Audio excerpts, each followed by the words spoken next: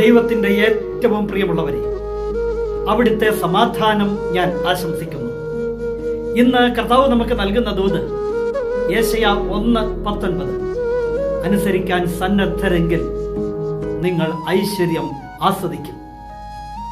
അനുസരിക്കുന്നത് കൊണ്ട് ഐശ്വര്യമാണ് ലഭിക്കുന്നതെങ്കിൽ പിന്നെ അനുസരിച്ചു കൂടെ എന്ന് മാനുഷികമായി പോലും ചിന്തിക്കാം.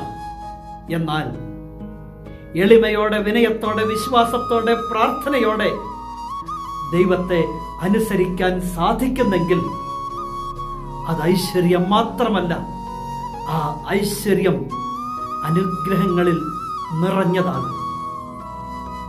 ആ ഐശ്വര്യം ആസ്വദിക്കാൻ ദൈവത്തെ അനുസരിക്കാം. ദൈവത്തിൻ്റെ ഇഷ്ടങ്ങളിലൂടെ ജീവിതം മുന്നോട്ട് നയിക്കാം. ഐശ്വര്യം ആസ്വദിക്കാൻ ദൈവം അവസരമൊരുക്കും. പുത്രനും എളിമയോടെ ദൈവത്തെ അനുസരിച്ചു എന്ന് തിരുവചനം. വിശ്വാസത്തോടെ അനുസരിച്ചവരൊക്കെ അത്ഭുതമായി മാറിയിട്ടുണ്ട്. നമുക്കും ദൈവത്തെ അനുസരിക്കാം. അനുസരിക്കാൻ സന്നദ്ധരെങ്കിൽ നിങ്ങൾ ഐശ്വര്യം ആസ്വദിക്കും. കരുണാമയനായ ദൈവം നമ്മെ എല്ലാവരെയും സമൃദ്ധിയായി അനുഗ്രഹിക്കട്ടെ.